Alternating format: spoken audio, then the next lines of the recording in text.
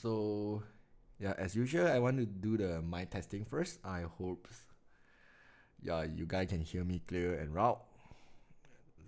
So and I will do my own screen recording just in case YouTube over there have some problem.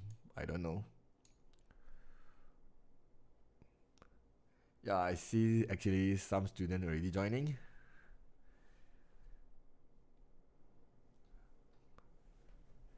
Yep, you can hear me clear, right? Yeah, I hope you guys can hear what I'm talking.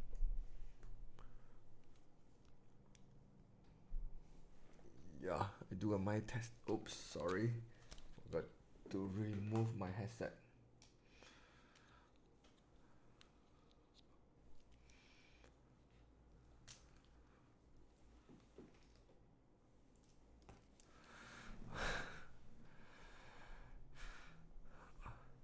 Wow, so many comment going on here. Yeah, this is a Johor paper too, if not mistaken. Let me just scroll down to show you the paper.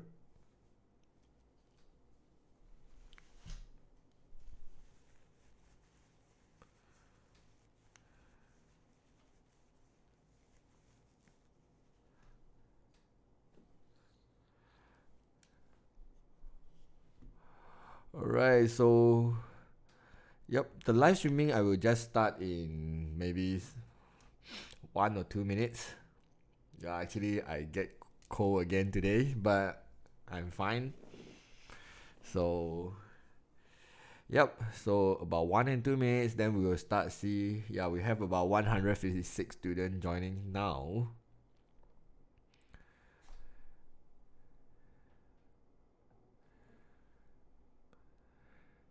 Teacher, I'm scared of MRS. Yeah, actually, I think you do not need to scare about MF. You still have some time, right? It's just going through more paper, and then just find out like which part you actually like still confused, you don't understand, and then you just go ahead and solve it.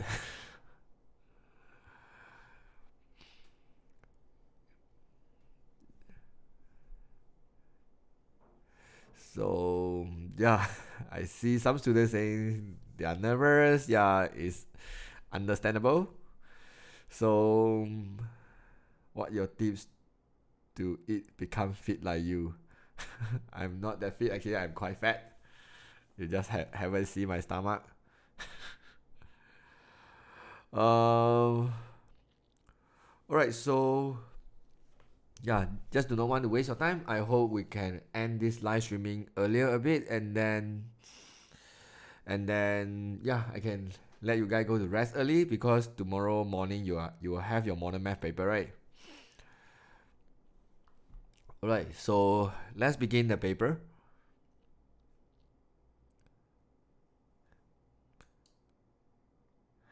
All right. We'll start in 3 seconds. Alright, today I will discuss the Johor paper 2. Yeah, because if you check the Johor paper online, you should be able to find two different types. One is for Moa, the other one I think this is just for Johor. So I will take this one because I find this one will be slightly harder a little bit compared to the other one. And yeah, and this one have the English version, and the Moa version actually is only Malay. So yeah, let's start about this paper. All right, so the first one, the question number one actually is very easy. If you know what's going on for the inequality, it shouldn't be too difficult because this question they already give you the equation. But then if you check the equation over here, you will realize this is equal sign. Do you realize it's an equal sign? Equal sign is not what you want because equal sign you shouldn't shake any part of it. But then is the equal sign in the diagram is correct because the diagram normally we will not write in the inequality sign on it. So therefore, okay, we check out the equation one by one, and you realize you only have two equations, but then they ask you to write three of it. So definitely you need to know this equation by yourself. This equation we call it y equals to 6. All right, so And then from the y equal to 6, you can see the area you shed is below, isn't it? So it's y is less than equals to 6 for the first one. Okay, the second one is this line. Y is equals to x minus 2. And then you can see basically is above, right? Because this is below. So above will be just bigger. So y will be bigger than x minus 6. In this case, I didn't put the equal over there because you realize it's a dotted line, right? If dotted line, basically we don't use the equal sign. Alright. The last one is this one. This one is above also, right? Because how do I know it's above or smaller? It's based on the y value, because I see the y value actually is increasing. So therefore, is y will be bigger or equals to minus x plus 2. Alright, just like that, you can easily get the 3 mark over here. So let's move on to the next one. Alright, this is simultaneous. You shouldn't find this one hard, because I realize it's quite easy. Because this simultaneous actually is quite straightforward. So basically they will go to a PC fair, I guess. And then Mr. V was able to sell 4 laptops and 5 printer for this price. So I will just let x equals to the laptop, number of laptop. Alright, so y equals to number of the printer. So if 4 laptop plus 5 printer is 9700, and then his y basically sell 2 laptop and 3 printer for 5100. So basically we will use elimination methods. It's easier because we can easily make 2x become 4x, isn't it? So I will just multiply 2 for the whole equation. So therefore I have 4x plus 6y equals to 10200. I call this one first equation, second equation, and then I will use first equation minus my second equation, and then I should be able to get negative y and then negative 500. Then from here, by solving this one, I know my y equals to 500, and then I want to find an x. Maybe I sub into first equation.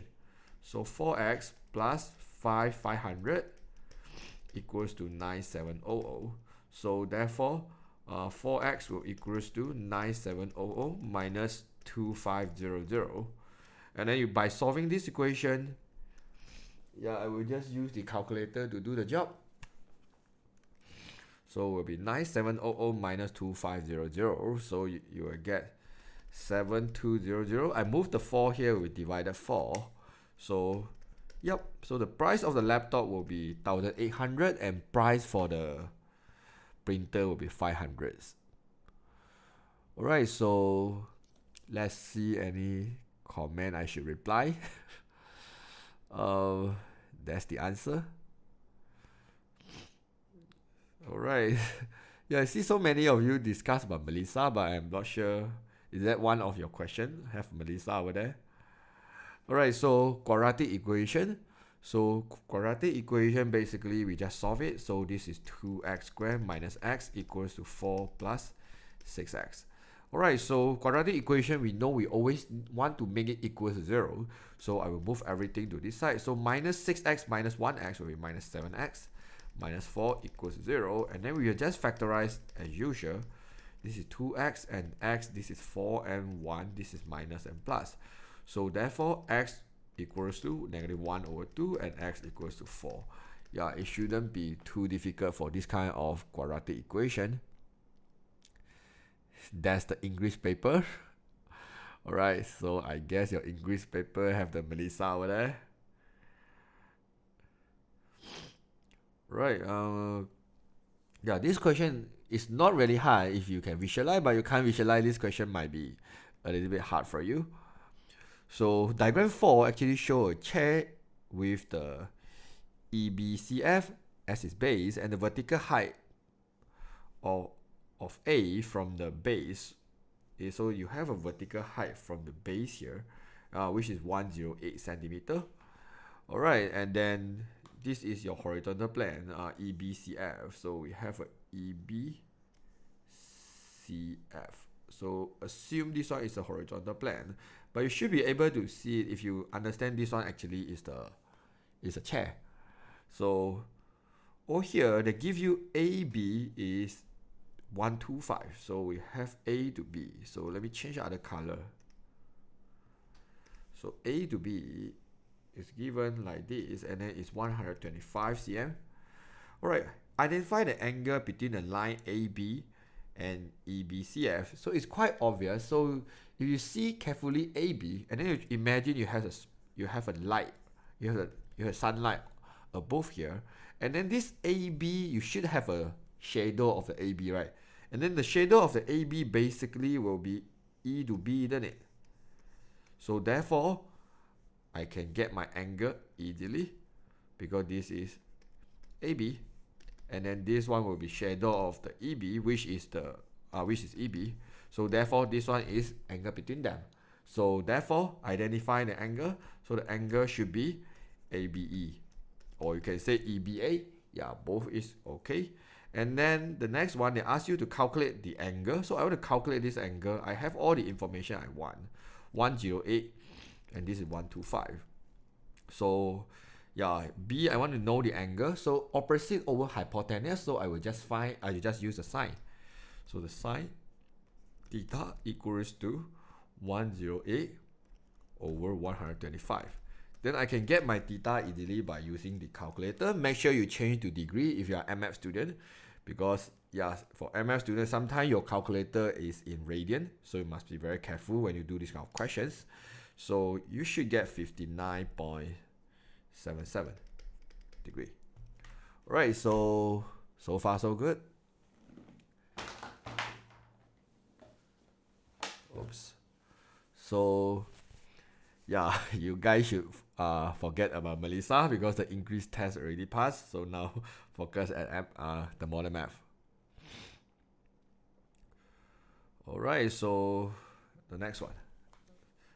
Just give me a moment. Alright. Okay, so for number 5 here. Teacher, for plan and elevation, do we need to label the length point A, B, C, D, E, F? Yes, I heard a lot of teachers say about the plan and elevation, you do not need to label it. But as I check the marking scheme and I check the past year paper, all of them actually label. But then a lot of my students actually told me their school teacher actually tell them they do not need to label. But yeah, I think it's not too hard to label as well. So if I do myself, I will label it. Alright, so let's move on to the next one. So the diagram 5 actually show the hemisphere bowl. Oops. So we have a hemisphere bowl here filled with the cake mixture. So yeah, this is the ingredients to make the cakes. So the mixture then pour into a cylindrical mold. So you're going to pour into here, which is a cylindrical shape. It looks like a cylinder, and then with the 21 radius, so the radius will be 21. The whole mixtures can pour a few cakes. It can produce a few cakes. In the height of the cake will be 14 centimeter, so it's 14 cm. Calculate the volume of leftover. So yeah, basically right now we need to, from this bowl, we're going to pour into the cylindrical mold. So we want to know like how much left over there. So we just need to find the volume here first, because this is hemisphere. So the formula of volume of hemisphere will be 4 over 3 pi r cube. So half of it should be 2 over 3 pi r cube.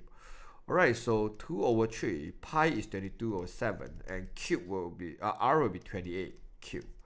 So I will just, by solving this one using the calculator, definitely 2 over 3 times 32 over 7, and then times 28 power of 3. So by solving this one, I will get a quite big number, 45994.67. Alright, I will call it cm3. And then I want to know what is the volume of one of the cylinder. Cylinder formula is pi r square h. Alright, so I will just try to solve 22 over 7. R will be 21 square, H will be 40. Alright, so okay. So 22 over 7 multiply 21 square multiply 14. And then this one is 19404. So what I will do is I will use the total volume here divided by this volume, and then I can find my leftover, isn't it? So therefore I will do 45994.67 divided by 19404. Alright, so I know I basically I can make about 2k, and then I will left over about, so after the 2k I will left over about 0.3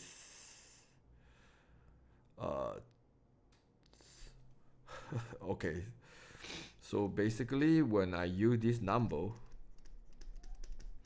divide by the cylinder, my calculator actually tell me 2.37. Okay, the 2 over here, that basically means I will make the 2k, and then this one will be a leftover, right? 0.37. So I will just need to use the 0.37 multiply this number. So 0.37 multiply 19404 to find my leftover here. So yeah, 0.37 multiply 19404. So my leftover should be 7179.48 centimeter cube. Alright, this is how actually we get the leftover. So basically we just divide, because basically they can make 2 cake, right? After 2 cake, and then you should left over this number, and then I can always double check my answer of this one is correct or not. So that's mean previously I actually make one cake using 19401, right? Another one I use 19401, 19404. So if I plus 3 of them, I should get back this number, isn't it? Yeah, this is what happens. Okay, let's do it. Plus 19404. Yeah, but how come I couldn't? Yeah, maybe I should take more decimal in order to guess the more accurate one. Okay, so or you just do like this, is because this answer actually is not so accurate, so I will recommend you to do like this, because you know basically you can make double of it, right? So what you need to do is you use this number multiply 2, 19404, because you can make 2 of it, right? So you can just imagine you can make 2 of it. So therefore I will just use 2 times 19404, and then I have 38808, then I will just minus 38808 here. Yeah, then I can get more accurate answer, because like 2.37 you should take more decimal in order to get very accurate answer. 38808. So yeah, so leftover should be this number. Yeah, it's easier to understand this way, because a lot of students will think like why you need to multiply.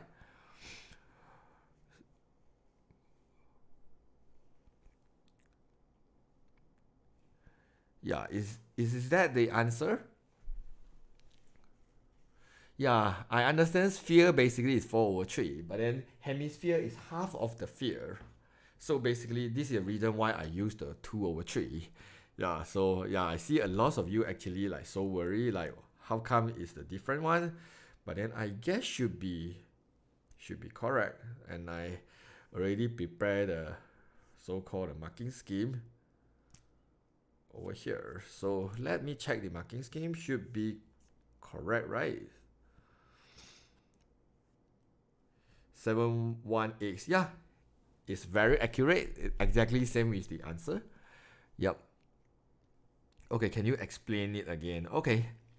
Okay, so basically right now you know this is the total volume of the hemisphere. Yeah, for some of you like so worried about this formula. Okay, okay, volume of the sphere is 4 over 3 pi r cube. Yeah, I know, but hemisphere is half of the sphere. So therefore, I will just use this number multiply 1 over 2. So after I simplify this one, then I will get a so-called new formula, which is 2 over 3 pi r cube. Alright, then I sub in the r, I already get my volume of the cake mixture. And then this cake mixture basically, I can make 2 cake in this shape. So each of the cake here, I will use 19404. This one will use another 19404. And you might ask me how I know I can actually make two cake over here. Because just now I actually used the calculator. Use this one divide by 19404. The calculator actually give me a 2.37. That means I can make two of it. Then what I'm doing next is, I will just use the total volume of the mixture there. And then I use the cake multiply 2, I get this number, I minus it, and then I will get my final answer. This one shouldn't be too difficult, right? Yeah, I just need to get the logic and then it should be good. I think the formula list will provide you the sphere one, but will not provide you the half of it. So you kind of need to multiply 1 over 2 or divide 2 by yourself. Alright, so okay, let's move on to the next one. Alright, so what is the formula of the surface area of the sphere? Surface area of the sphere will be 4 pi r squared. Surface area of the circle is pi r squared. Alright, state whether the following statement is true or false. So all rectangles are parallelogram, so this one definitely is a false because you have a rectangle doesn't look like parallelogram. So I guess this one is just false. So okay, so 2 times 3 equals to 5. Okay, this one definitely is a false. But because of or, so I will read the second sentence again. Because you know or, just one of it correct, then I will say the whole statement is correct. So I read the second statement. 15 is the prime number. This one is false again. So because both statement also is a false, so I will say this is a false statement. Alright, so write down the converse of the following implication, and hence state whether the converse is true or false. Alright, so the x is the factor of 12, and then x is the factor of 60. So what's the meaning of factor of 12? You can be like 1, 2, 4, 1, 2, 3, 4, 6, 12. Okay, but normally factor of 12, we doesn't include 12 and 1 maybe.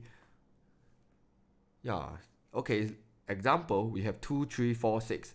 So like factor of 60, definitely we have this number also, right? 2, 3, 4, 6. So the first statement, this one is correct. But then I want to do the converse of it. So the converse is something like this. If x is a factor of 60, then x is the factor of 12. So first thing is, definitely I know this statement is false. Of course, I will explain why. I give a factor which is 60, but then I give an example which is the factor of 60 but not the factor of 12. Example, 30. Yeah, 30 is a factor of 60, right? Because 60 can divide 30, you get 2. But then 30 is not the factor of 12, isn't it? Because 12 cannot divide by 30. So therefore, this statement is false. Alright, so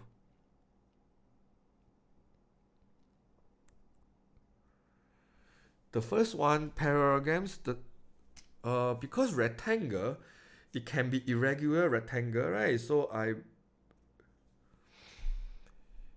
is it irregular rectangle also? Yeah, I know the answer for this one. For part 1, actually they say it's a true, right?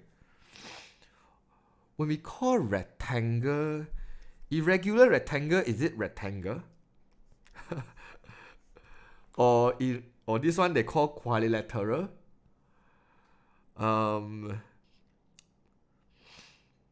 Okay, if rectangle must be 90 degree, then this one will be true. Then if rectangle must be 90 degree for 4 sides, then this statement will be true. Because I remember I learned about irregular rectangle somewhere. Yeah, but since the marking scheme says it's true, then I would, yeah, the call quadrilateral, right? Yeah, then yeah, just change this one to true. Yeah, maybe that one is doesn't call rectangle.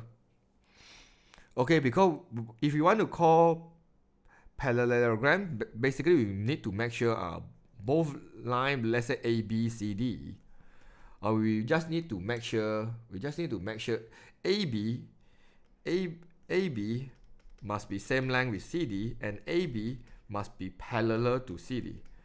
Yeah, this is what happened for parallelogram. And AC must be same with BD, and AC must be parallel to BD.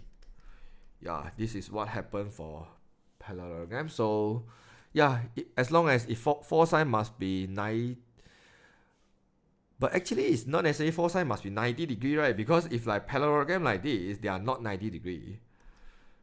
Yeah, they are not 90 degree, right? Because this one definitely is more than 90 degree. But maybe you can just try to go to Google it, see is it all the rectangle is parallelogram. Yeah. So yeah, just let the Wikipedia actually help you about this question. I'm not so sure. Okay, so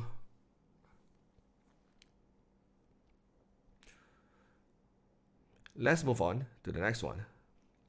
Okay, write down the premise 2 to complete the following argument. If the radius of the circle is 8 cm, the circumference of the circle is 2 pi, 16 pi. It makes sense, right? Because if this is 8, circumference is 2 pi r, right? So 2 pi multiplied 8, then it's 16 pi. So it makes sense. Alright, so the conclusion says the radius of the circle is basically not the 8 cm. So if this one is not the 8 cm, then the circumference definitely not the 18 pi. So I will just say the circumference is of the circle is not 16 pi. Right, because since the radius is not 8 centimeters, then definitely it's not 16 pi.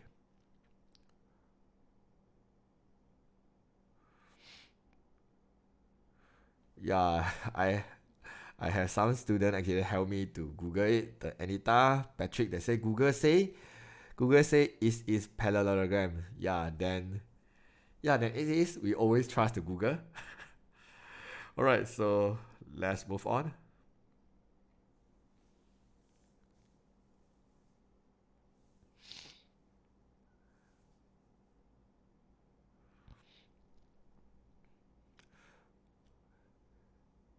It's not. So why I say so many students say it's not. Yeah, this is not 16 pi, right? Yep.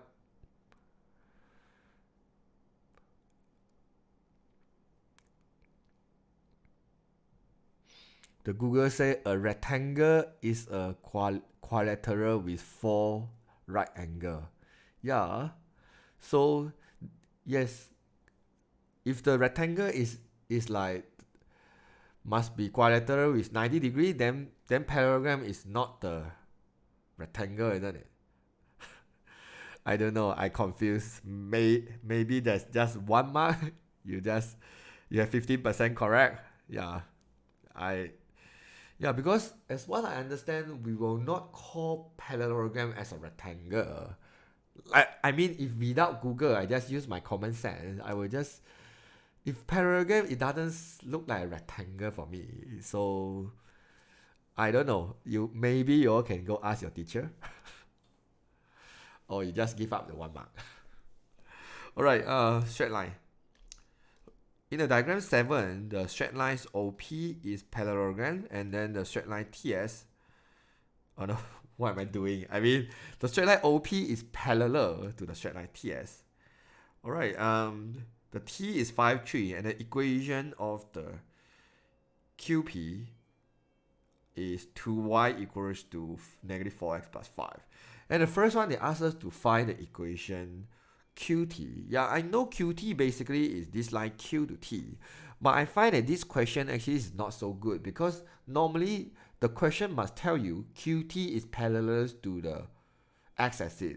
Because if the question doesn't say QT is parallel to x-axis, I might think it's just slightly off a bit.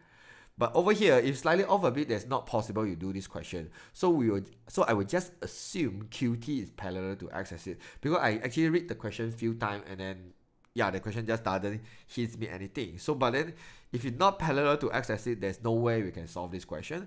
So we just assume it's parallel to the x-axis. Then parallel to x-axis is very easy. This line is just called y equals to 3. Yep. So then we want to find the straight line of the TS. So since they are parallel and we have this equation, 2y equals to negative 4x plus 5. So I can make y equals to negative 2x plus 5 over 2, right? Then I know my gradient is negative 2. So this gradient and this one, the gradient will be negative 2 as well, right? Because they are parallel, they must have the same gradient. So I have the gradient, I have a coordinate, I can form the equation of TS easily by doing y equals to mx plus c. So y equals to negative 2x plus c. I will sub in my coordinate t. So 3 equals to negative 2, 5 plus c. C will be 13. So therefore, my equation of the TS will be y equals to negative 2x plus 13. Alright, and then the last part, they ask about x-intercept of TS. So x-intercept means what? Means y will equal to 0. So we just sub the 0 into the y here. Then you should be able to get 2x equals to 13, x equals to 13 over 2. Or you can say 6.5. Alright, so yeah, this one shouldn't be too hard. Next one. Alright, so we have this question. Oops. Okay, the diagram A actually show RS semicircle RSQ, semicircle TQ, PTQ. A is the center of the semicircle RSQ, and RPQ is a straight line.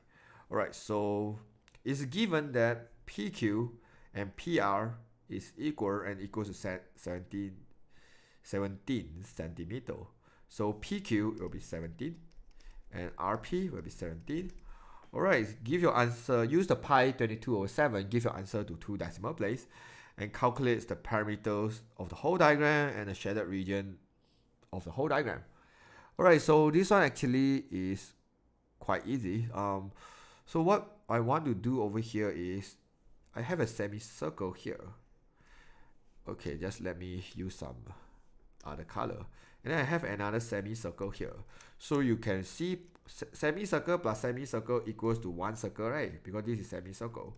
So therefore, I will just do the first pi r squared, 2 pi r. Now I find parameter first. So 2 pi r for this one for the small circle, alright? And then for the big one, I only have half of it. So half of it is 2 pi r divided by 2. So it's just pi r. Alright, so then I will just substitute all the information I have. For the small one, the r basically is 17 divided by 2. But then for the big one, the r basically is 17. So 2 pi r 17 over 2 plus pi r 22 over 7 multiplied with 17. Alright, so what I will do here is I will just type everything in my calculator, and then I will leave in the 2 decimal place. But this kind of question, you must be very careful. Like you shouldn't use 3.142 because they say 22 over 7. Whatever pi value is given you just need to use the pi value given. Alright, so 44 over 7 multiply 17 over 2 plus 22 over 7 multiply 17. So, alright, 106.86 centimeter. Alright, this is the parameter. And then now I want to find the area. Alright, for the area over here, you should be able to see if I cut this semicircle here and then I put it into here. That's mean I remove this semicircle, I put over there, and then this is just the one perfect half circle, right? Then we'll just do the half circle formula. Circle is pi r squared, half circle is half pi r squared. So it's just half pi r squared. I will just do like this. So it's 1 over 2 multiply 22 over 7 multiply 17 square. And then I will leave in 2 decimal place, 454.14 centimeter square. Right, this kind of question, if you know how to like regroup the diagram, and then it shouldn't be too difficult here. So the parameter of the whole diagram Yeah, I'm doing the parameter of whole diagram. Is my answer wrong again? Alright, so always be...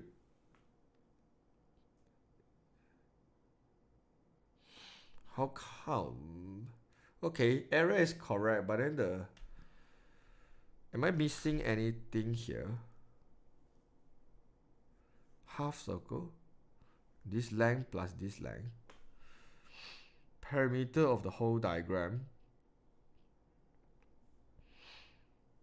Perimeter means it's outside one, isn't it? Let me just erase everything again, sorry. This is 17. So don't tell me you actually doesn't count here, you just calculate the line PQ. Okay.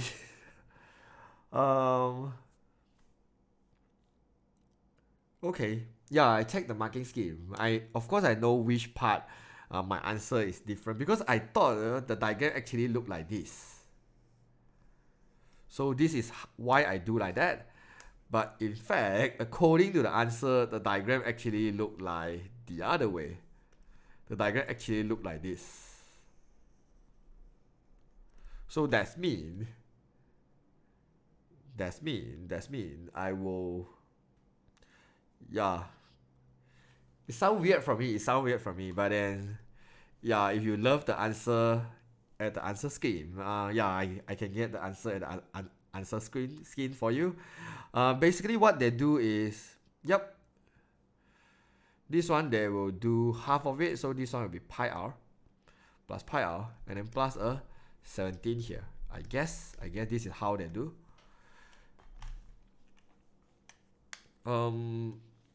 Let me read. It's given the, yeah, because is the question specify what is the whole diagram look like? No, right? Okay. It sounds a bit weird for me, but I don't know. In the exam, maybe I will lost mark for this one also. Yeah, if do like this, it's 97.14, right? Yeah, because normally if I see, I will just ignore about the line PQ, because yeah, the shaded area actually look like more obvious to me rather than this line PQ. Okay, yeah, maybe you just follow the marking scheme, but I will not say this is a good questions. So I will not say it's a hard. Okay, so we want to differentiate the hard and the confused question, because sometimes if the question is not good, the question itself sounds very confused. It means you can give the 10 teacher to do. Maybe like 5 teacher will give different answer. Then I will say that question is not the good question. Tricky question and confused question is not the same. Tricky question is like, okay, maybe you do not understand the question, you cannot do. But confused question means even a teacher understand the question, teacher might get a different answer. Then I will say the question itself is confused or not a good question. But I don't know. So let's move on.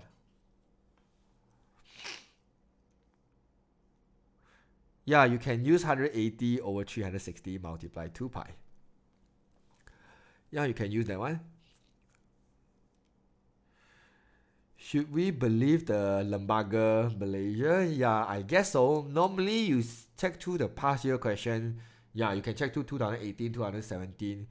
Yeah, so far I see all the questions actually quite fair. Basically it's quite convincing. Yeah, we seldom have the question is like not logic at all. Maybe sometimes you might have one or two, but you can still get the A plus, so don't worry. But most of the time the Lembaga question is quite convincing. Yep.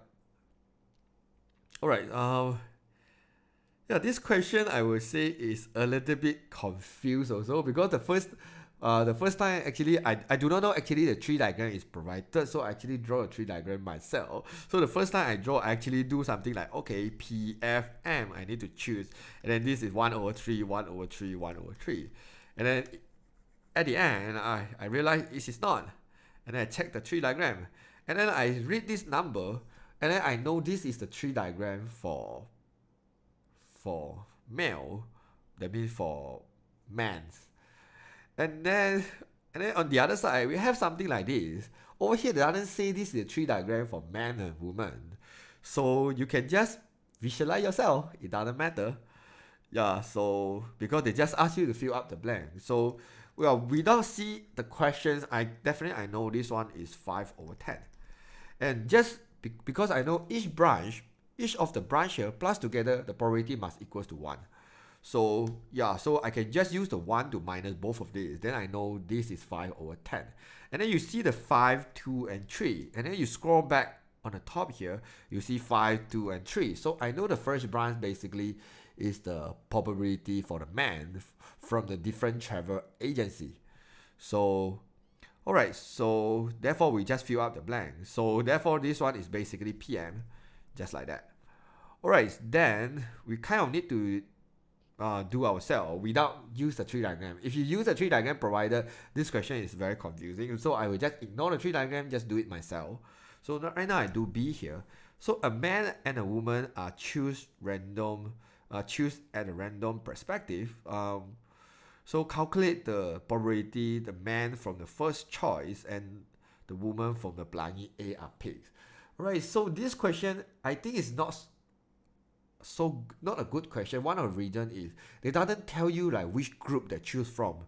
They doesn't state clearly about the sample space. Of course, they say about they choose they choose at random. So I will just assume choose at random. Maybe they choose from all of them. This is what that means by choose from a random, right? So I will just choose from all of them. But then end up it is not. So basically, the choose at a random over here, that means they just choose the man from the man. And they choose the women or woman from the woman. Yeah. So, okay. Because from the tree diagram, this is the hints I get from the tree diagram over there. So, therefore, the choose at the random over here. So, I guess their logic behind is something like this. Because you imagine you see a lot of man and woman over there. When you choose random over there, you basically choose random from the man group, right? If you want to take one man. And then you choose random from the woman group, right? If you want to take one woman. So, yeah. So, maybe is my understanding not good, not about the questions. Okay, let's do about these questions. So, I want from the first group, which is here. And then the women I want from the Pelangi A, which is here. Alright, so I will choose from the man here, so which is 2/10. And then from the woman here, so which is 4/22. So I just multiply here. 22 is because the sum of the total woman here is 22. And then total number of the man here is 10. Okay? So I will just multiply them. So I get 2/55.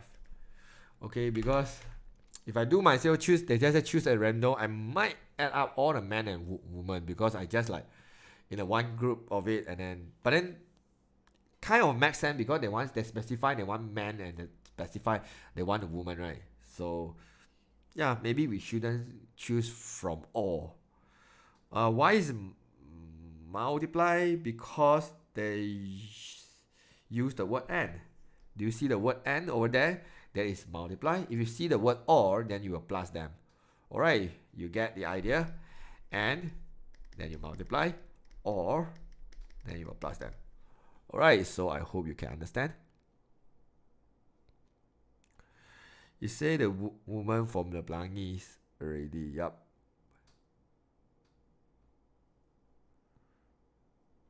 Yeah, they say a man and a woman are choose at a random perspective.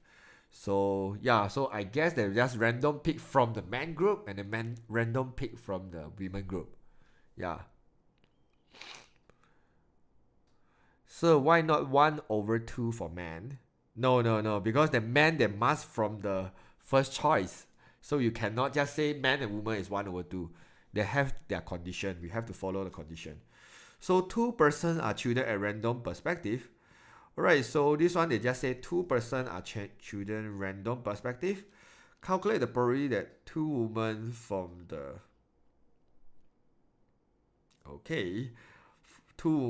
Melissa A. Okay, right now I want to choose two women from here. Alright, so even they say two person are chosen at random. Now my question is, should I choose from all?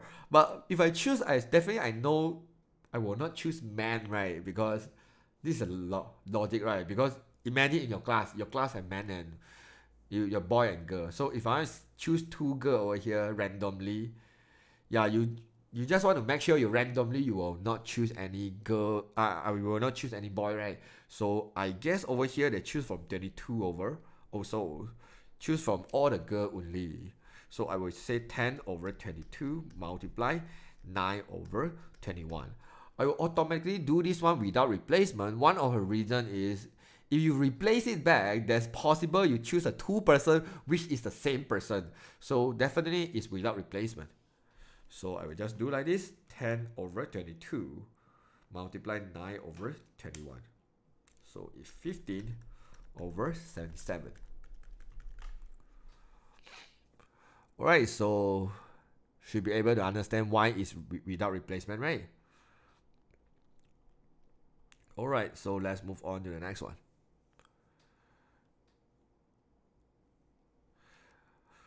Alright, so okay, we have some journey here. So and then okay, we have two diagram, and then they will say ACW represent van, and then ABCD represents motorcycle. So okay, so the motorcycle and van start at 7 a.m. and then the motorcycle actually stopped 35 minutes due to the puncture tire, and then after that from 8:20 the motorcycle continues its journey for another 42 km and motorcycle arrive at the destination. So yeah, we kind of need to solve this one. So basically you realize it actually is stopped 35 minutes, right? So you just need to plus 35 minutes. This one should be 80 here. Alright, and then he will continue his journey 42 km. So 36 I plus 42 here, I will get 78. So definitely I know 78, which is the line that touch at the tau Q here. Alright, so this one should be my diagram. Calculate the average speed of the motorcycle in the period is 140 minutes. So yeah, for the motorcycle, in order to get the average speed, I will just use the total distance divided by total time. So the total distance here is 78 km. Total time is 140 minutes. I will just convert it into the hours. So by divided by 60. Then I type everything into the calculator. So it's 140 over 60. So you should get 33.43 km per hour. Alright. And I realized the marking scheme actually say is 39. So I think marking scheme might be wrong this time. So at a particular instant during the journey, both vehicles will meet at the location. So we need to find mean intersection point. State the time taken by the van from tau P to reach the place they meet. So over here they actually meet at this point, right? So the van basically is ACW. So how long actually the van actually take to meet? Basically it's 80 minutes, right? So the part C is just 80 minutes. It's very obvious they take 80 minutes to meet. Alright, so alright, are we allowed to use sigma pi notation? No, you basically need to change to decimal.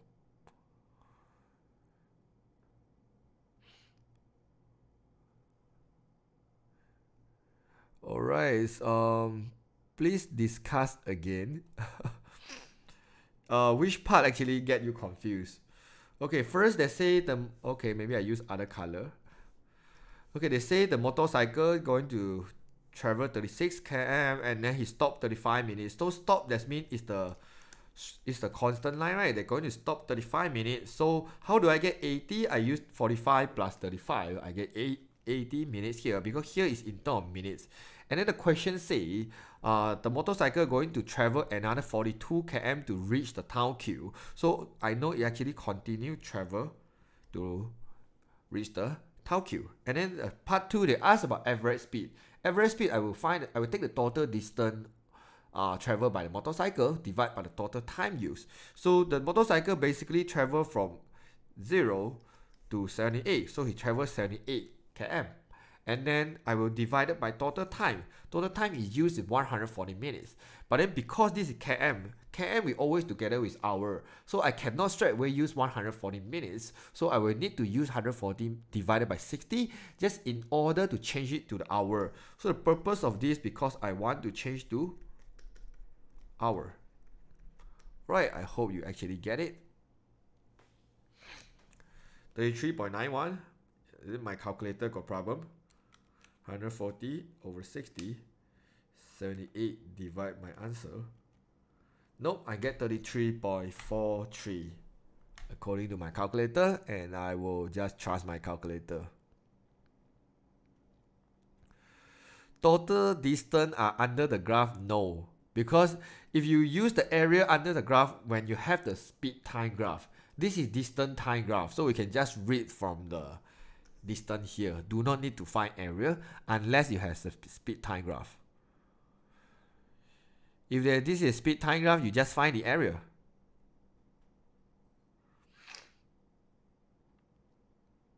Alright, so let's move on to the next one.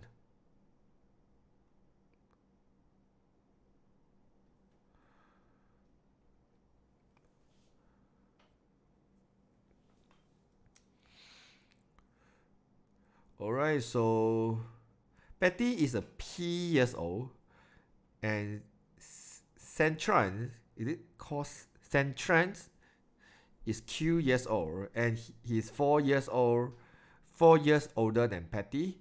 So,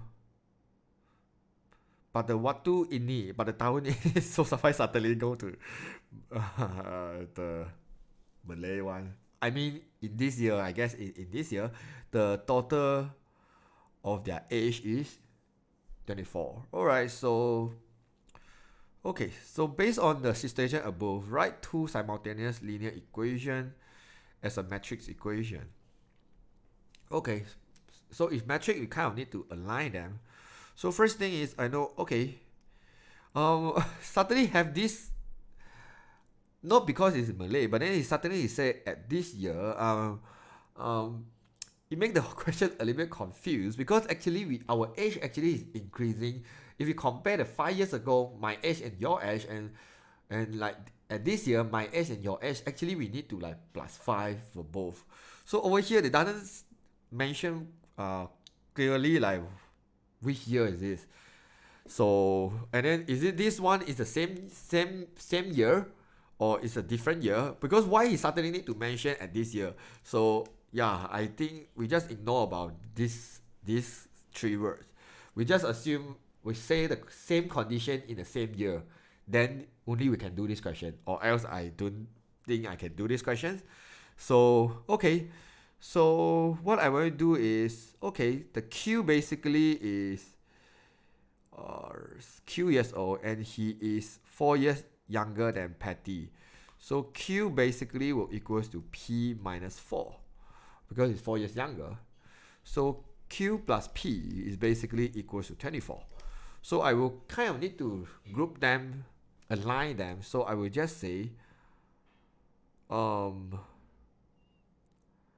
will just say Q plus P.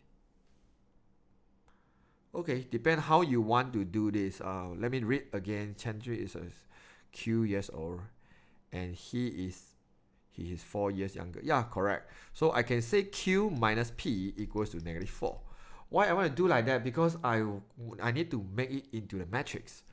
So matrix here, I will put a QP here. Here I will put 24 over -4. And then here I will take their coefficients, mean the number in front of the Q, which is 1, 1, 1, -1. I guess this is how it is.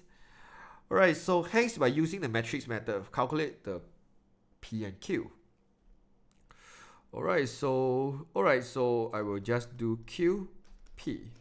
And then this metric I move to the other side, it will become inverse metric, right? 1 over AD, which is -1, minus BC, -1. And then this one, A and D I swap place, B and C I add a negative. And then multiply 24, -4. So this is 1 over -2. And then I will just multiply horizontal, multiply vertically, -24 plus 4. And then this one will be -24 minus 4. Alright, so this one should be -20 divided by 2, -10. This one should be -28 divided by -2. Should be +10, sorry. Because, yeah, should be +10. This one should be 28 divided by 2, 14. Alright. Alright, then I want to see, is my answer correct or not? If Q is 10 and P is 14, so Q is 10, right? So Q is basically 4 years younger than P. It makes sense. And then Q and P, both total will give you 24 years, right? It's 24 years old. So P plus Q is 24. It makes sense. So yeah, so the answer is correct.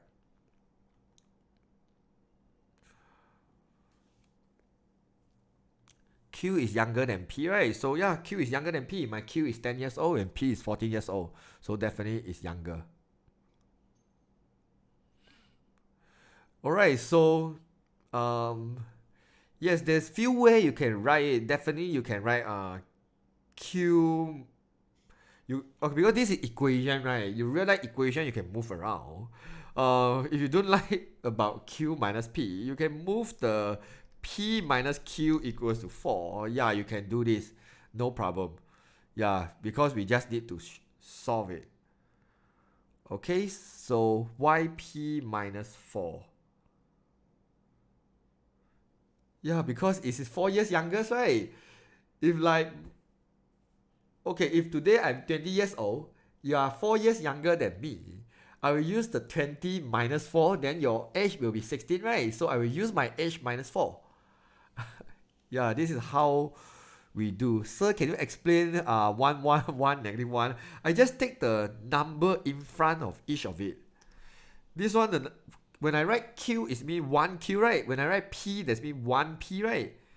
This is 1 and then this is -1. I just take the number in front of it. So this is how I get 1, 1, 1, -1. So if let's say I have 2Q plus 3P, 4Q plus 7P, then I take out a number with 2, 4, 3, 7. Okay, I just take the number in front of it.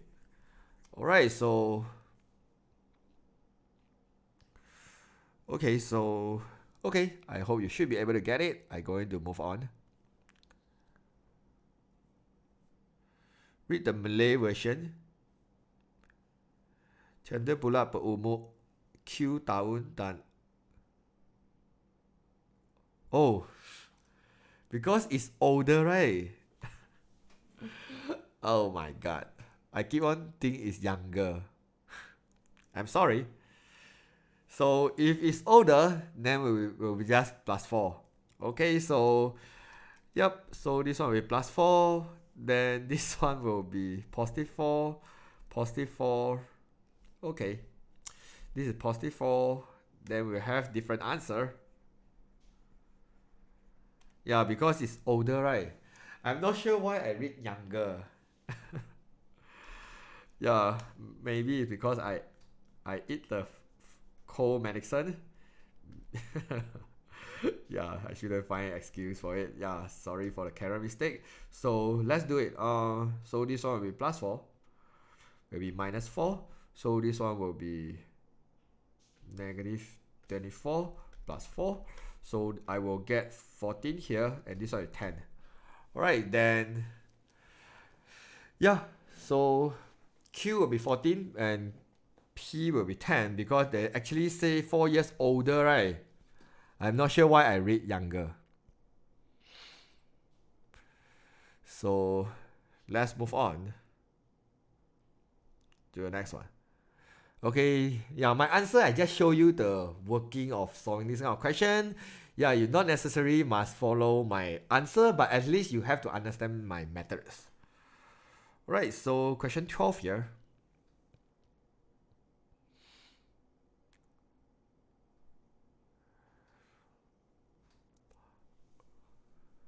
Yeah, you guys can check the marking scheme. So, yep. Okay, this one is the draw a graph part. I'm not going to teach you how to draw. I believe you know how to type the calculator to find all this value. I know you should know how to find x and y easily. So you skip all this part. Normally I will only teach you about the part D here, because they ask you to draw a suitable straight line, and you see x squared, you know this one is not the straight line.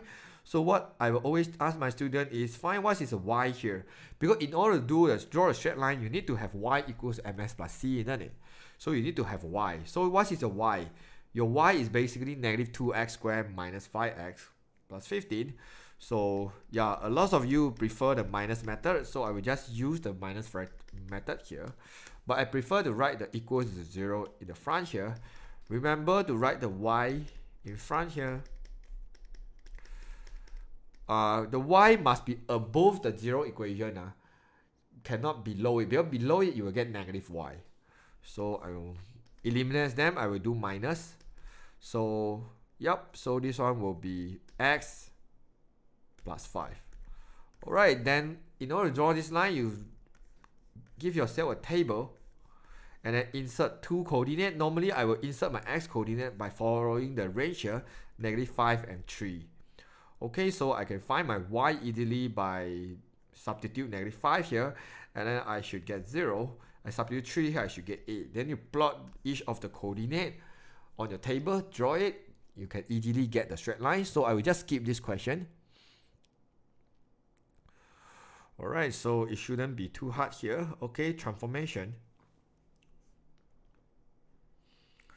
Alright, J is basically is a translation, and K is rotation anti-clockwise 90 degree at the center end. Okay, so yeah, I have a biggest fans named Roti Canai. I'm so proud because I love Roti Canai. Alright, so the first one, they ask you to state the coordinate of the image of the point M under transformation J square. So J square means what? J square basically means they perform J 2 times. J is negative 3, 1. So M here, negative 3, 1, 2, 3, going up 1. And then 1, 2, 3, going up 1. So the first coordinate will be negative 2, 0. This one is just negative 2, 0. Quite easy. Alright, then the second one is JK. Remember, you had JK, must do the K first, then only you do the J. So I do the K first. I need to rotate 90 degree anti-clockwise at the center end. So this is my line here.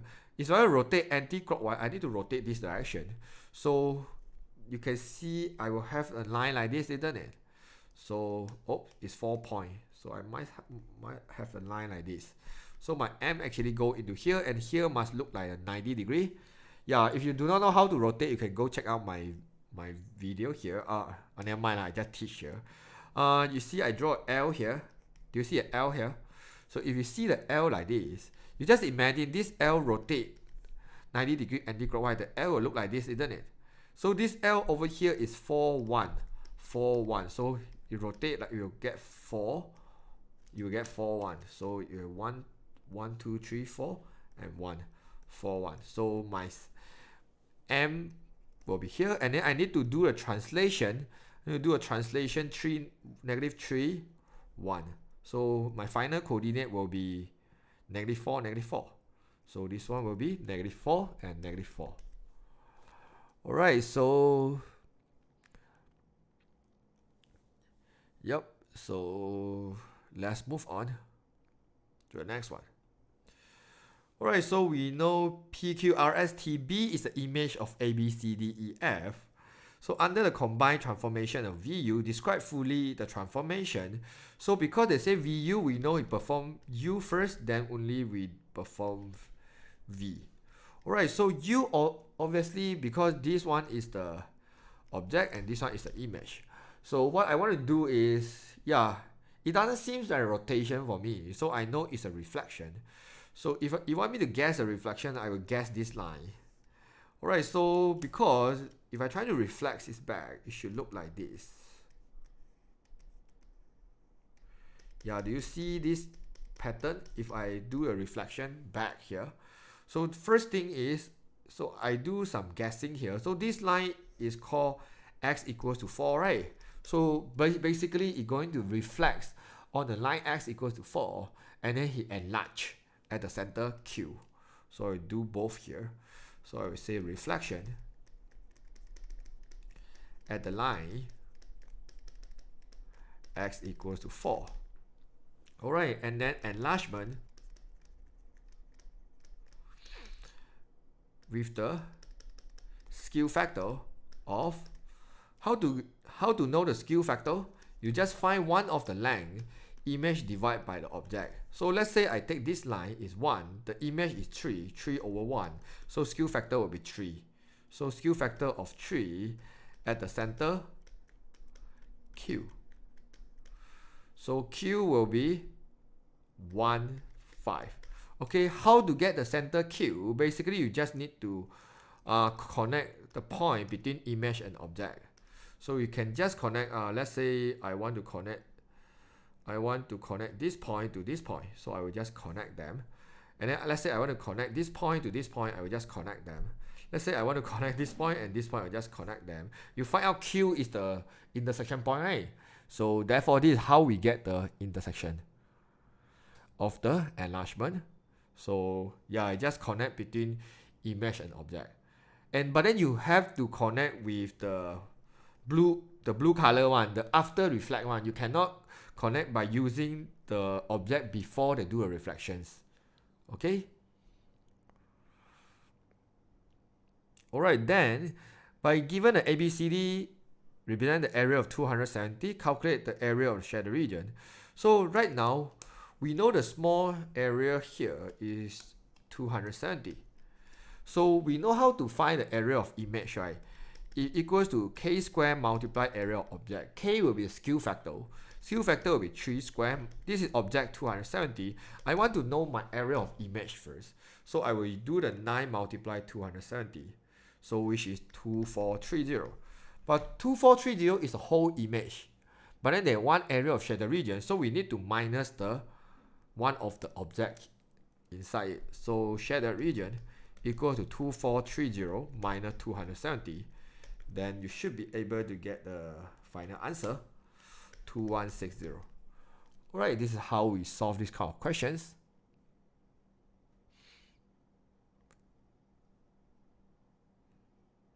So yeah, some students they do actually they do a reflection at the line x equals to 7. Let's see is it possible or not. So if reflection at the line x equals to 7, let's draw it out. Yeah, we need, if we learn mathematics, we actually need to try out all the possibility, isn't it? So I will definitely try out your suggestion here. Okay, so after reflect, I have this object here, and then we try to find the center point among them. See, is it possible or not? So this one I will connect to here, and then this one I will connect to this one. I will connect like this. So let's move on continuous, and T I will connect to this one, and P I will connect to this one.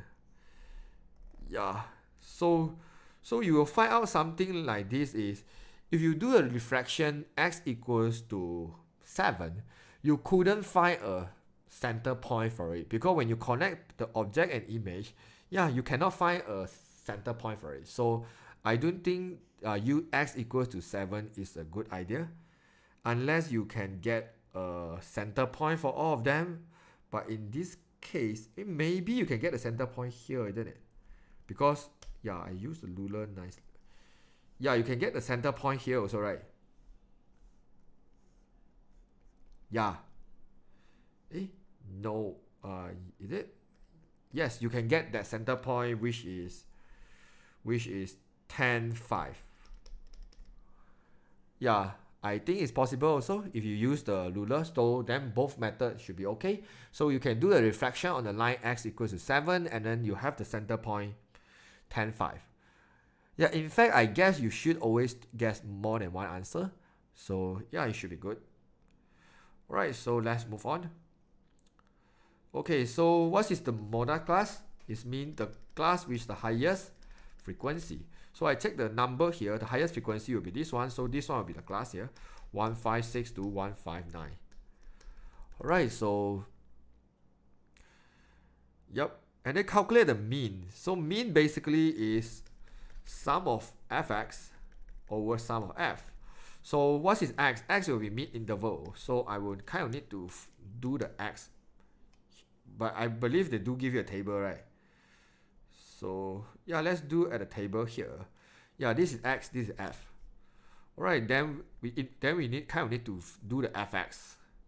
We need to do the fx because we need to do the midpoint, right? Midpoint is sum of f and then sum of fx. Use this answer, divide by sum of f. Alright, so x here is very easy. You do 143 plus 140 divided by 2. And then it's 141.5. Alright, this one you do 147 plus 144 divided by 2. And then you should be able to see the pattern. And the next one will be 151.5.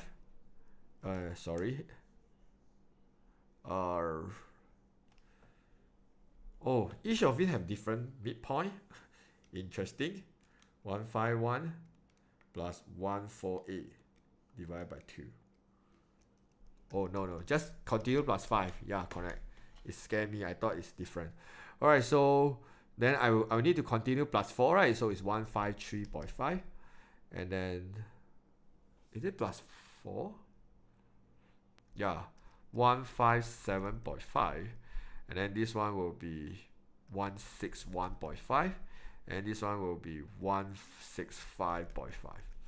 Alright, then you want to get the upper boundary. Upper boundary basically just this number plus this number divided by 2. Or some students just prefer plus 0.5. You can do that. Plus 0.5, 147.5, 151.5, 155.5, 159.5, and 163.5. This is 147.5. Cumulative frequency, basically accumulate them. This is 2. And then 2 plus 5, 7. 7 plus 6, 13. 13 plus 8, 21. 21 plus 9, 30. 30 plus 7, 37. Plus this one, 40. Alright, then we know sum of frequency is 40. Alright, then I will find fx here because I haven't solved the mean yet. Fx basically means f multiply x, isn't it? So it's 2 multiply 141.5, 283, and then 145.5 times 5. And then I have 727.5, and then 149.5 times 6. Yeah, you guys get the idea, right? So I'm not going to do all. So you basically plus all, you will get the answer here. So in order to get the mean here, you basically use your answer here divided by 40, then you can get your mean. Alright. So I'm not going to do everything here, so you just do it yourself. And then yeah, you know how to draw the ogive, right? This is cumulative frequency. This is upper boundary. So you just start your upper boundary from what is the first upper boundary? 143.5. And then the next one will be 147.5 and so on. And then you just plot it, and then you should be able to get a nice one. Alright. You're going to draw yourself. So if 45% of all students in the group have the height less than P. So we have 40 students.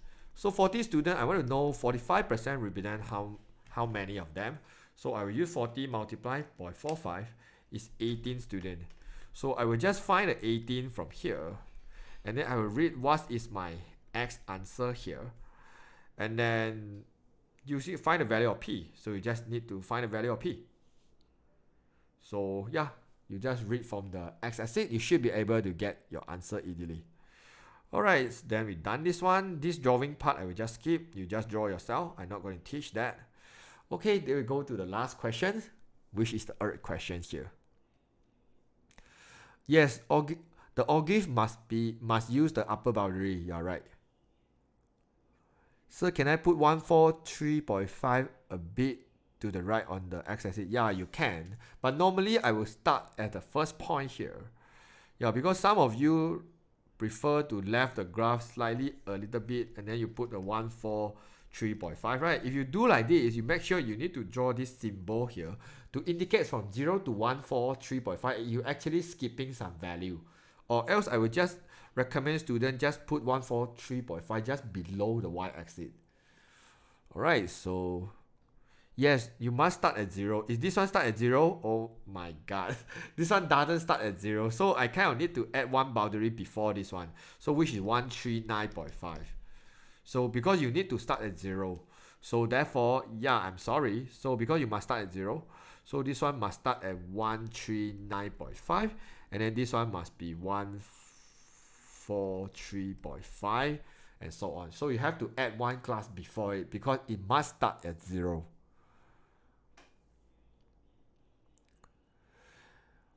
If it doesn't start at 0, you have to add a 0 for it. So if the question asks about the quartile, then you should know upper quartile or upper quartile basically is mean it means 75% or is 3/4n. And lower quartile is basically mean 25% or 1/4n. Or sometimes they doesn't use upper quartile, they will say third quartile. Just different keyword. This one they will say first quartile.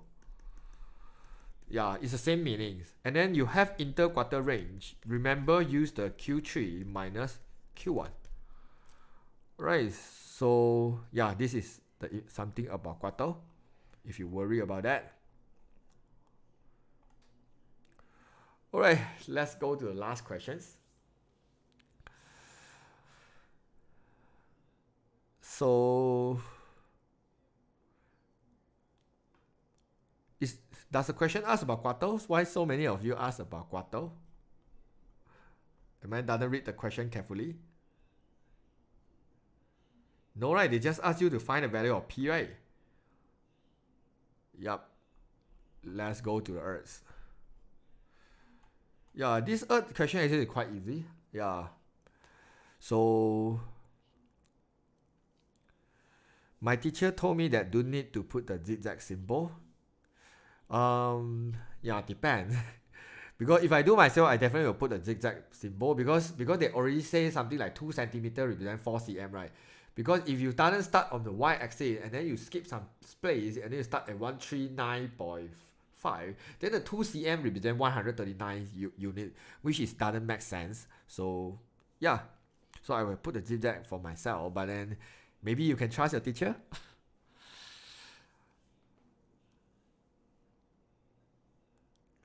Alright, so yeah, this earth question is very easy. So first thing is they will give you PQ. So normally when I do the earth question, I always write down my coordinates because it's easier for me to do later for the E. This is my Q. My Q is 50s, 20 west.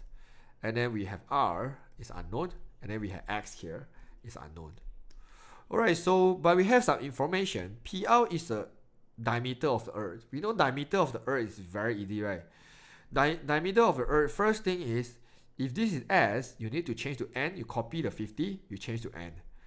And then the other side, value this one, the longitude, basically you 180 minus it, change the symbol. 180 minus 40, we get 140, change the symbol, we get west. This is how you do it. So what is the longitude of R? So it's 180 minus 40, change to west. So it's 140 west. Alright, this 2 mark is like very easy as long as you understand how to do the diameter. Calculate the distance in nautical mile. P is due west to Q. Now I from P to Q, you see from P actually go to Q here. If you check carefully, P to Q they have the same latitude, That means they're at the common parallel latitude of the 50 south. So they move from 40E, and then they say actually is due west, right? They're going to the west here to 20 west. Alright, so if you do remember the pattern, you know E and W is a different symbol. You want to find angle between them is plus. Same symbol you minus, different symbol you plus. So this one, the angle between them basically is 60 degree. Just 40 plus 20, you get 60. But if you do not like about this method, you want to understand it, you can do something like this. If this is 40 east, I move 40 degree. I move 40 degree to the west. I reach Greenwich Meridian. So from Greenwich Meridian here, I move another 20 degree to the west. So I got 20 west. So total is 60 degree also. So therefore, distance for move left and right is theta times 60 times cos alpha. So basically my angle is 60 multiply 60 multiply cos alpha will be their common latitudes, which is 50.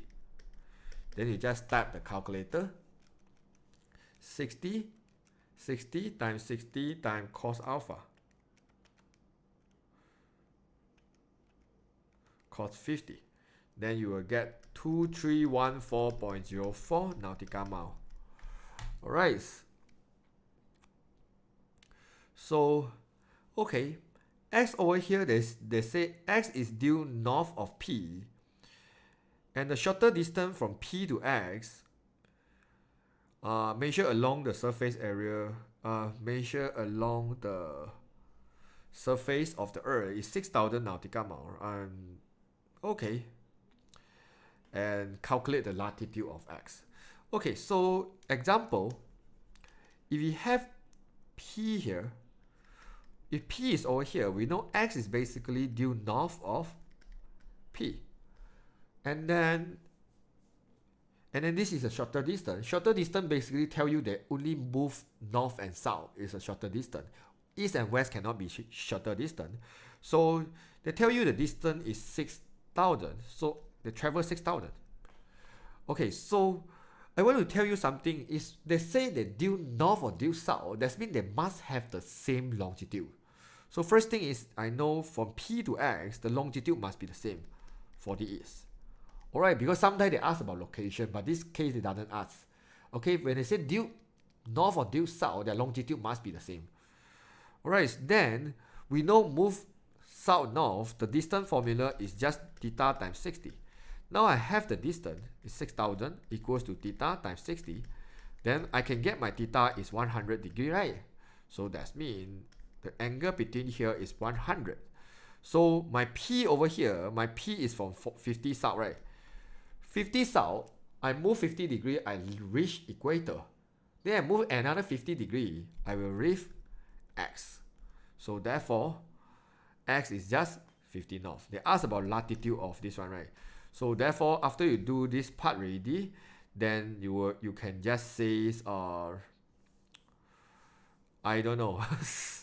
How am I going to write it? Okay, maybe I write 100 minus 50, and I change to n. Then it's 50 n. Alright, so if you understand, actually it's not too difficult.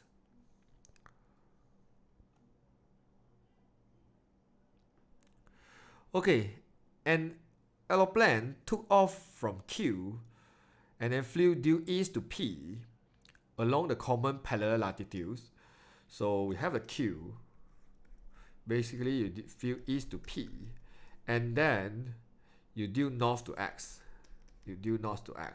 The average speed of the whole flight is 490 knots, and then calculate the total time in hours. Okay, so this one actually quite easy because you don't need to find anything. You know the Q to P already because you did it at the part B. So this is Q to P, isn't it? So I will just do 2314.04. And then P to X you have also, which is 6,000. Alright, average speed equals to distance over time. So 490 equals to distance. Total distance is this one plus 6,000 over time. Then I can get my time easily, right? By doing this one divided by 490. I mean total distance divided. So it's 16.97 hours. Alright, so basically you just do like this and then you should be able to get your hour correctly. Yep. So yeah, we finished the whole paper and we just use less than 1.5 hour. Yep. I think modern math is quite easy. Yeah, I realize a lot of you actually worry about modern math, but I think modern math actually is quite easy, so you guys don't need to worry so much. Let me stop my screen recording first.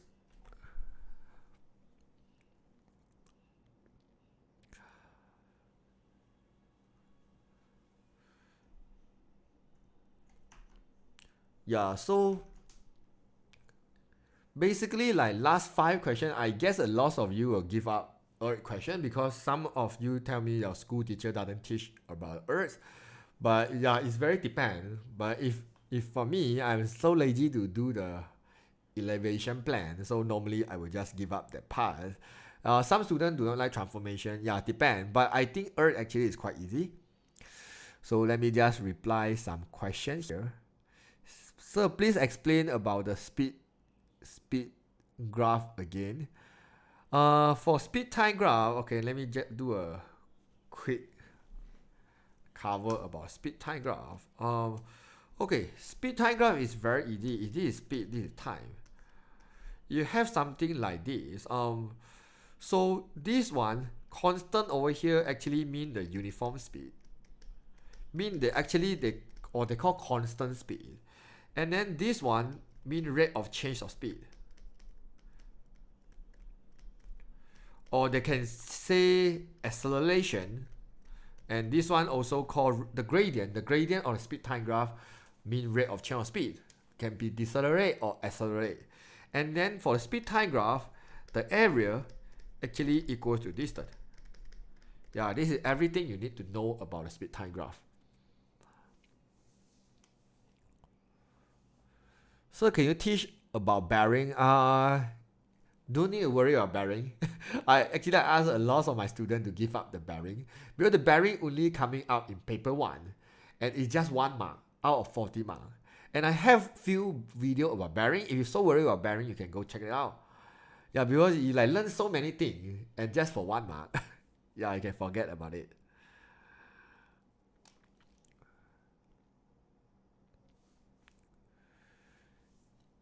So we need to label the corner of the shape when we do the plan. Yeah, normally I will just label it lah because it's not like very difficult to label. Actually, it's just very easy to label. You just see like which point you see first, then you just label it. Example, let's say I see from the n direction here for this line over here. I will just label that line as n/g/f because you can see I see n first, then only I see G, then only I see F, right? Then I will just label NGF. It's not like very difficult to label. So many of you like so worried, should I label, should I not label? Just label it because it is not very difficult. How to find the angle between two planes? Wow, this find the angle between plane and line is a very abstract topic, so it's very hard for me to teach you how to find. I do make a video to teach how to find, but what I can tell you is you try to avoid the line you need to cross over to opposite. You try to avoid that line. If you want, actually I explain quite detailed on the seminar when I go to the BSc. So you can go to SPM Flick. You can just go to the SPM Flick and check out the seminar, mathematics seminar part 2. Is it part 2 or part 1? This one is from 4 chapter, right? Yeah, I guess it's the part 1. Yeah, you can check out the part 1. You drag to the last part. I do explain quite detailed about how to find the angle between them. But actually, it's not like explain until very good because that part is like very hard to explain. But I do my best to explain over there. So if you guys are interested, you can go check out. Yes, I also, yeah, you go to the SBM Flick seminar part 2. I also explain about Earth. I further explain about the Earth. But okay, over here, because a lot of you are worried about Earth, I just explain a little bit about distance. Because this is what you will face in the part 2. Okay, for distance, right, you only have two types of distance. The aeroplane can either fly east-west or north-south. You only have two types. If they fly from east to west, the distance formula is basically theta times 60 times cos alpha. And the alpha over here is very common. It's a common latitude. Because you imagine the object actually fly from east to west or west to east, they must at the same latitude, right? So therefore, this is their latitude value, which is the alpha. If they fly only from north to east or east to north, the formula just this theta times 60. Yeah, you only have these two formula for distance. And whenever they say shorter distance, we always use the second formula only. We only use the shorter distance formula only. And then normally shorter distance, they must always fly through the North Pole or South Pole. Most of the time, they were passing through the South Pole or North Pole. Okay, I give an example.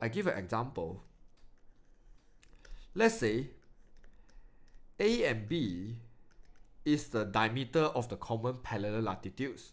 Let's say this is A and B. And then their latitude plane is 30 degrees. Okay, so yeah, you can call it 30n. Okay, let's say I give a coordinate. This is 30n and 40 east, and then this is 30n and 140 west. Alright, so you know there are diameters on the common parallel latitudes. Alright, so I fly A to B. I have two ways to actually fly A to B. I can actually fly A and then I do east to B. Or I can use a shorter distance to go from A to B by doing the shorter distance. Alright, so I'm going to show you both. If I want to fly A to B, I do east. Actually, I fly due east here. So the distance, because you know from A to B, their diameter, the angle between them is 180 degrees. It makes sense. So my distance is just 180 times 60 times cos my common latitude is 30, right? Times 30. That's all. But if I want to use a shorter distance, you will realize I can fly through the North Pole, right? I can fly like this. I will fly through the North Pole. Then this one, you can see I fly to north, then I will use the north-south formula. I need to find the angle between them, which is 120. Then I just do 120 times 60. Then I can get my distance. So you just need to know these two types of distance formula. Of course, until today, you must already know how to find the angle between, or else I will not recommend you to take this chapter. Okay, so I give two answers of the translation question. One, the examiner purposely choose the wrong one. First thing is I will not recommend you to give two answers, just to give the correct one only, because yeah, I heard a lot of the myth saying like two answers, then the examiner will mark the correct one. But I don't think that one is a right way of doing the exam paper. So I always recommend you to actually just give one answer, should be enough. And if you really give two answers, you really need to pray hard. You meet a very good examiner. They will ignore the wrong answer, just mark the correct one. So I will not recommend you to do that. Alright, so can you teach kepada kalian sesuatu peristiwa? I never teach in Malay for so long. I'm not sure what that thing called in English. Negative enlargement mean the image is inverse, right? Yes. So if you have scale factor -2 or -3, basically means still the image is being bigger, but it will invert. Alright, so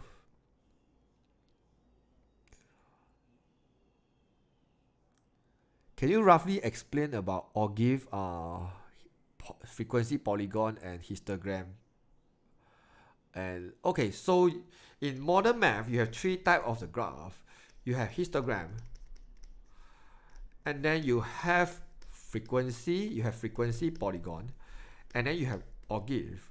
Okay, normally just the axis is different. For Okay, let me scroll down a bit. For ogive and frequency polygon, you must start at zero. But you must start at zero. If the table given you is not starting at zero, you need to add one table below. But for frequency polygon, you need to start at zero and end at zero. So you kind of have something like this. And then you just need to make sure you end at zero. Start at zero, end at zero. And then the x-axis will always use midpoint. We will use the midpoint for frequency polygon. Alright, for ogive, we teach just now, we use upper boundary. This is cumulative frequency. This is just a normal frequency. Start at zero, but you never end at zero. And for ogive, because it's a cumulative frequency, so your ogive can never turn down. So this part turn down is always wrong, because the frequency keep on increase one, so your graph will never turn down. Okay, for histogram, there's few argument over there. Some actually say you want to leave some space here. It's very depend. And then for the x-axis, you can choose to use the midpoint or use the boundary. Both also okay. So midpoint, you should know when you do the midpoint, it must at the middle. Alright, this is something you must be very careful. Then this one is the midpoint. Alright, if you choose to use the upper boundary, normally this is lower bound, something like 4.5 to 9.5. Okay, this is how we write the boundary.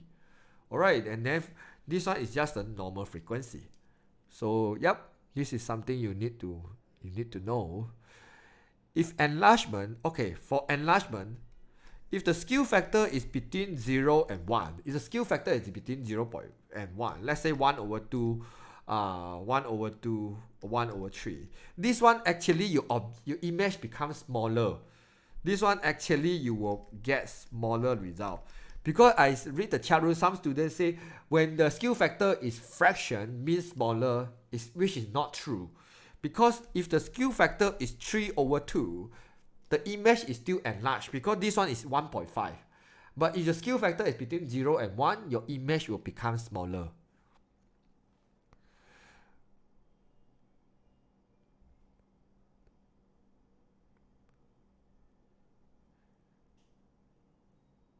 X minus 2 bigger than x minus 2 is a statement or not a statement?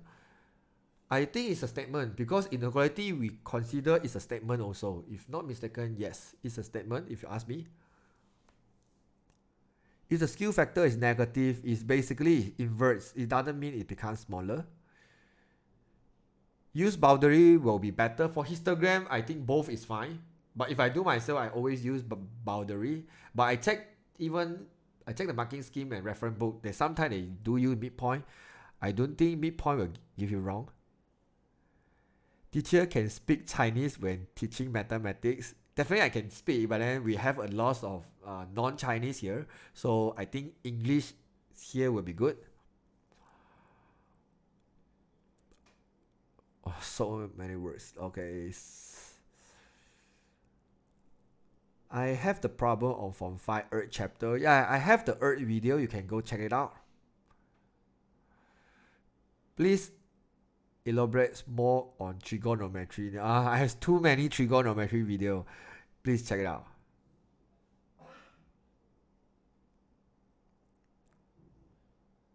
For transformation, can we give like different answer compared to the answer scheme, but get the image? Yeah, I think the examiner who mark your paper should be able to understand, and I hope the marking scheme should have more than one answer, because actually transformation, right, when I do myself, I always get more than one answer. So I think the examiner will mark you correct, and I hope. I'm not like 100% guarantee. What is inverse image? Okay, let's do a little bit on inverse image. Okay, since a lot of you asked about that. Okay, let's say now this is my object, and I want to do from this object skew factor is -2. So let's see what happens when skew factor is -2. I need to set my center point. Let's say I set my center point as C. Okay, so it's -2 is something like this. So if I want to draw, right, so you can see from C, let's say C is my center point. C is center. So C to B, you learn about translation, right? C to B, C move to B, translation we call 0, 1, isn't it? Because it only move 1 unit to the up. It doesn't move left and right. So left and right is 0. So you just imagine if this one multiply -2, what happened? You get 0, -2, right? 0, -2 tell you what? You move down 2 unit. 1, 2. So this is my B. Alright, then I will do the same thing for D. D, the translation is what? The translation is -4, 0, right? Times -2 means what? Means 8, 0. Then I will move 8 unit to my right hand side. So I will do 1, 2, 3, 4, 5, 6, 7, 8. So my D will be somewhere here. Okay, then how about F? F, you can see I move 1, 2, 1, right? Then I need to move another direction. If you go down, you will go up, you will go down. Then if you go negative, it's like this. This is how invert. If you go left, you go right. So this one go 2 unit left, right. I will go 4 unit right. 1, 2, 3, 4. He go 1 unit up, right. I will go 2 unit down. 1, 2. So this one will be my F. Then yeah, I will do the same thing for this one. So this one is what? 3, 3. So will be oh, that one is just 3 unit, right? So 3 units should move actually. Why count 4 1 should be 3 unit, right? So okay, never mind. It will be just 6, right? 1, 2, 3, 4, 5, 6. So your D will be here because times 2, right? So this one is just 2 1. So like 2 1 will be 4 2. So your F will be here. And then you can just do 1 by 1. This one is what? 3 3. So it will be 6 6. So 1 2 3 4 5 6. So my E will be here. And then A will be what? 2 3. So it will be 4 6. 4 6 will be here. So this is my A. So I will just connect my thing here, and you should be able to see what happens. So I will have something like this. Yeah, this is the shape after he actually inverted with a skew factor -2. Okay, so yeah, if because positive skew factor is very obvious. You can see the object image, they actually look exactly the same, just become bigger. But inverted, it actually will flip on the other side. Wow, so many questions here. Can you explain about sine cos tangent graph? No, I have a lot of sine cos tangent graph in my video, but real quick. Okay, this is a sine graph. This one must be 180, must be 90, must be 270, must be 360. Maximum will be 1, minimum will be -1. This is sine x. Cos x, this is 360, this is 180, this is 270, this is 90 degree, this is 1, this is -1. Tangent, you have two asymptotes line which you never touch. This line you can never touch, which is 90 degree and 270 degree. This is 0. Don't have maximum and don't have minimum. This is 360. Middle is 180. This is sine, cos, and tangent.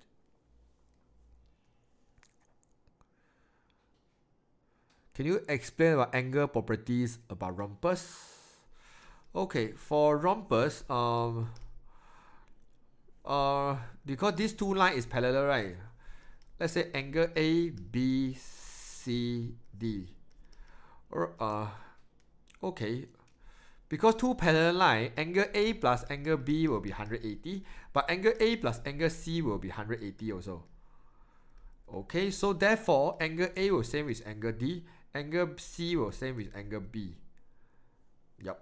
And then if you want the further understanding, they are both of their diagonal will be 90 degree. I guess this is this is all the thing I know. And rhombus 4 line also have the same length.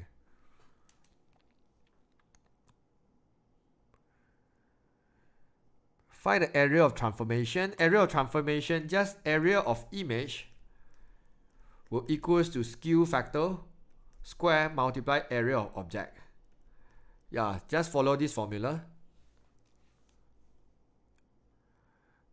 How to find the center point of rotation? I have the video on my channel. You just go to my YouTube channel, type rotation, transformation rotation, SPM, something like that. Then you should be able to see my video. Inverse image same with rotate 180 degree.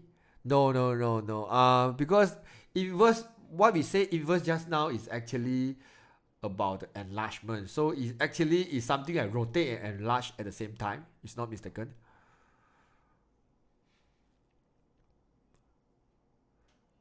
I need help for Augive. My teacher have asking us to start from 0 and leave 2 centimeter to put the upper bound that start from 0. Okay, it's very depend. If the table, if you check out the last live streaming I did about the MRSM one, the table already give you start at 0 already, so you no need to leave the 2 centimeter and start the 0 by yourself.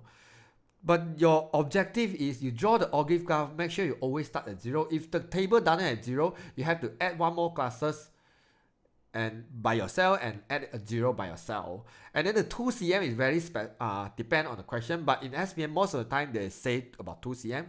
So your teacher somehow is correct.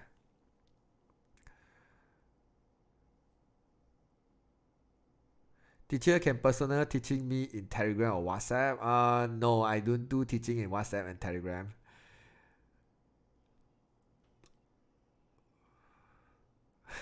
Why I see this Tong Yong log always pose me a earth question?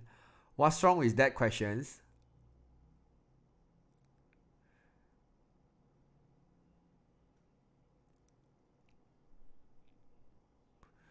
Okay, let's help Tong Yong a bit maybe. Okay, you have F, which is 40s 70 west, and G is 60s 110e. And then you want to find the shorter distance here. You must check something. If you want to find a shorter distance, these two plus together must equal to 180 degree. Then only shorter distance will happen. Okay, so I will just draw a simple earth here. Okay, then I will give myself 40s, maybe here, 40s, 40 degree. And then this one is 60s. All right. Then this one will be 60s. Okay, maybe I draw on the other side because it's 180 degree. This one is 60s. Okay, 60 degree. This is okay. So because they are the diameter, not exactly diameter, but because the angle between them is 180 degree, so you want to find the shorter distance. You basically this is F, right? This is G. You're going to fly through the south pole. This is 80 degree. Then just use distance equals to 80 multiply 60. So it's just 8,400 nautical mile. You can straight away fly like that as long as the angle between them is 180 degree. Some metric tips? No, I don't know any tips. How to differentiate the statement or non-statement? Normally statement that you must have a equal sign or inequality sign. But I'm not sure about all the statement. This one you better refer back to your reference book and or you go to Google it better. Because I scared I teach something wrong. Yeah, center of rotation, you can go check out my video. I do make few video to teach you how to find the center of rotation. Basically, in short, it's two perpendicular bisector line intersect each other. This is how you find the 90 degree, the center of 90 degree. Why cannot find the distance if not 180 degree? Wow, you want to know this why? It's a very, very long story. But in short, it's because if it's not 180 degree, right, you cannot straight away move through the north pole or south pole one because it is not directly because it's like move until certain way, then you need to turn in order to get another point. But if they are diameter, right, that means that actually they are at the circumference of the circle. Because how to say because this is 3 dimension, you have a lot of point. You have a lot of point on the earth. But then if their diameter, basically they're only at the outer layer of the earth. So therefore you can move using the north-south formula. What you advise to aim for if I'm a weak student? Yeah, aim for paper 2, the part C. The 4 question itself already 48 mark. Already half of the paper mark already. So you make sure you do the 4 question correct. And then at the part A and B, you have some from 1 to from 3 question. Make sure you do correct. You should be able to get a C. I'm too confusing to draw the earth. Can you give the tips how to draw the earth? Actually, I do have earth video. I recommend you to actually check it out. I did not study plan and elevation. Can you do a fast explanation? No, I'm not going to do a fast explanation for that. But then I have a full video teach you how to draw. So you can go check it out. I need y equals to mx plus c, please. Can you explain back the matrix questions? No, you can watch the replay later because I'm going to end the live streaming soon. So I just see any more question I want to explain here. So what is your tips answering paper 2 to manage time properly? Normally, depend your exam paper. Normally you have test pad, right? So normally like each of the question, like question 1 I will leave like page 1, question 2 I leave in page 2. So I leave the one whole page for one question. So normally when I read the question, I think like 10 to 20 seconds, I don't understand it. Normally I will skip. Because the question you can do when you read first time, you already know you can do it. Then you can straight away do. If you cannot do, you skip it first. Because I just worry you have not enough time to finish. What question would you prefer to answer, earth or plan? I love earth a lot because I love calculation rather than drawing. I hate drawing. So normally plan or transformation is a topic I don't like. I love calculation, so I always will do earths. Good night, sir. Yeah, whoever want to go rest, please go ahead because it's 10 already.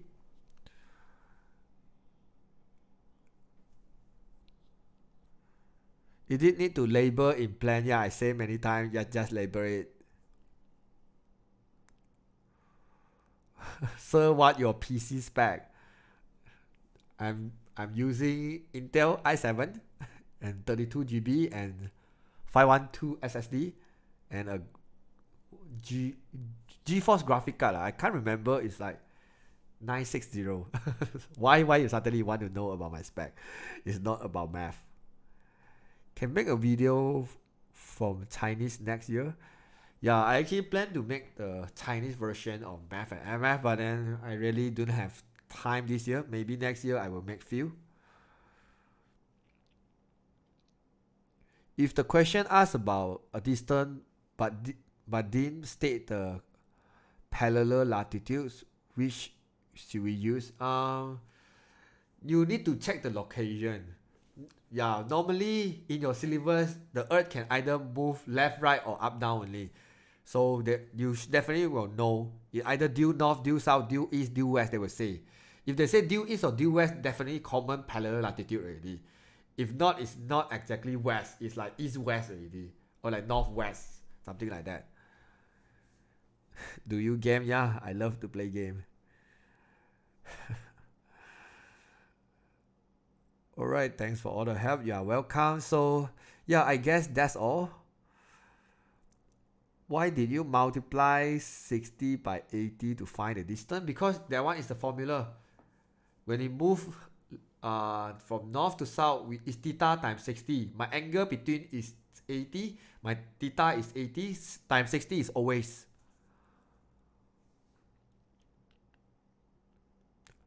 How old are you? Yeah, this one is a secret. Cannot tell you. I gonna love you so much. Yeah, I love all of you very much also. So, yep. What games, sir? Yeah, I play Dota and Crash Royale. Yeah, recently I played AFK Arena also.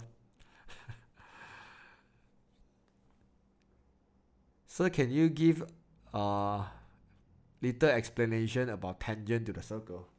Alright, for paper 2, tangent to the circle. Where's my pen? I kind of lost my pen. Okay, tangent to the circle. Normally in SPM you have two properties. One property is this tangent point to the center is always 90 degree. And the second property is if a triangle is formed by one of the tangent line, this angle and this angle will be the same. And this angle and this angle will be the same. Alright, this is the two tangent thing you need to know.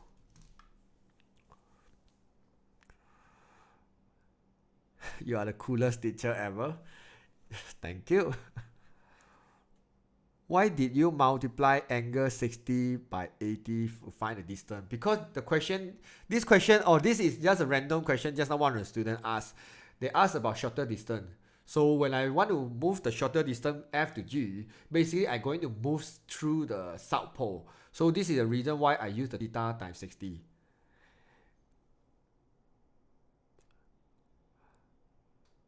So can you make a music video? No, I can't. What is your MR? No, I'm not going to discuss Dota thing right now. So do you get money from YouTube? Yeah, YouTube pay me about 100 to 200 USD per month. Yeah, it's not a secret. Yeah, you can even got website you can check for it. You are god of the math. Okay, so yep, I guess that's all for today. Thanks for your time, and I will see you guys around. And all the best and good luck for your SPM exam tomorrow. Yeah, do let me know if you have any very difficult question. Yeah, maybe you can take a photo to send to me tomorrow in my Facebook page. Yeah, so good luck and good night. So I'm going to stop my live streaming now, and I will see you guys around in my YouTube channel. And I hope you guys can give me some review in my Facebook page. If you have time, just give me some 5-star review. Yeah, so see you guys around and all the best tomorrow. Bye bye.